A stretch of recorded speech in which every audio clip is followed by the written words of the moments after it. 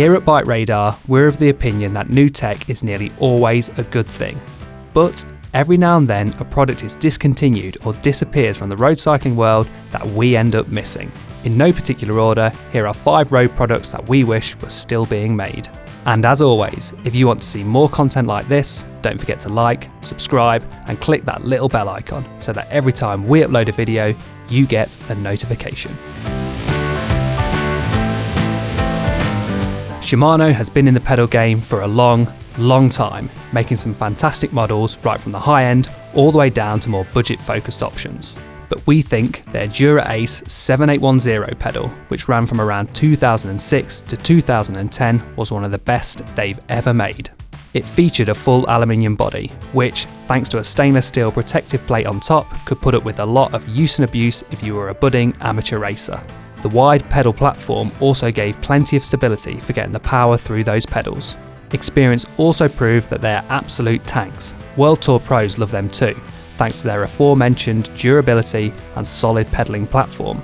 Many riders would hold on to a pair and secretly use them over the newer carbon versions. In fact, a quick trawl through the BikeRadar archives revealed this photo of Team Ineos rider Ian Stannard's bike from 2013 with DuraAce 7810 pedals attached. This was a good couple of years after the pedal was discontinued, so it goes to show how good they really were. A limited edition release from Shimano? We can only hope.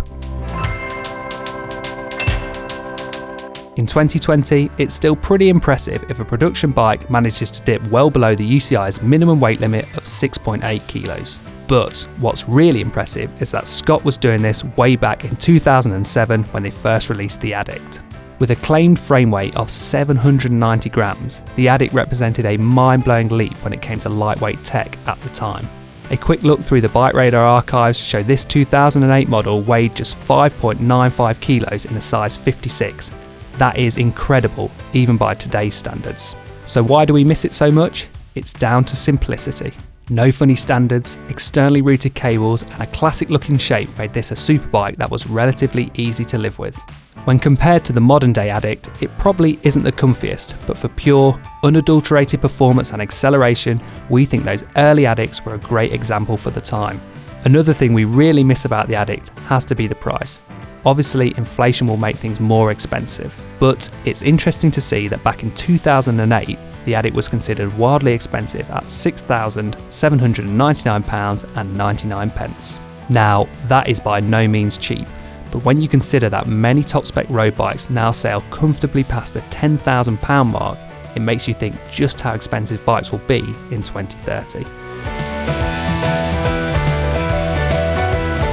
Our next pick is partly down to vanity rather than function. It's Campagnolo's older Super Record group set, the 11-speed version with 5-arm cranks. Campagnolo has something of a cult following in the group set world, and some of road cycling's most dramatic moments featured riders using their wares. But in the last decade or so, Campagnolo's popularity has waned amongst all but the most die-hard fans, as SRAM and particularly Shimano continue their dominance in the market. While their latest Super Record group set is a functional masterpiece, we think Campagnolo lost some of its soul when it switched from the, dare we say it, beautiful 5-arm design to the more modern but perhaps less attractive 4-arm cranks we now have. Obviously, if you're all about performance and function, the appearance of your group set matters not one bit. But if you want a group set that blends modern day performance with some old school style, then 5-arm 11-speed Super Record is where it's at. In fact, we think it could be the only group set which would look just as good on a modern day bike as it would on a retro machine, and for that reason, we miss it. Think we're wrong? Don't forget to let us know in the comments. When Cannondale released the all-new Super 6 Evo in 2019, we were pretty excited. As expected, it featured improved aerodynamics and the de facto drop seat stays we now see on most modern race bikes. But we were also pretty sad because it meant one of the last great traditional double diamond ultralight rim brake bikes would no longer be made. The previous generation Super 6 Evo won the hearts of racers and bike testers alike with its combination of class-leading weight, competitive stiffness and more traditional road bike shapes.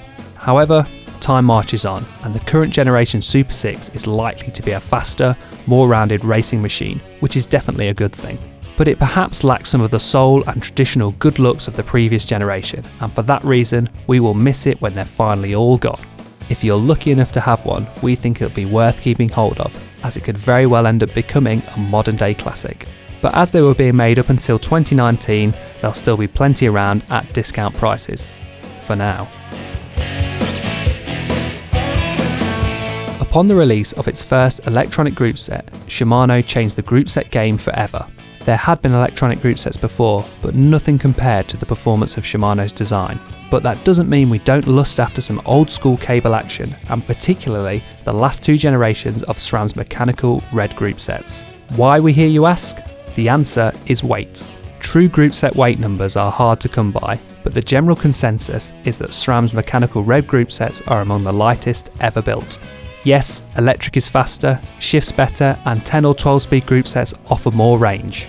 But if you want the lightest available, and let's face it, lots of people still do, then these 2 group sets are where it's at.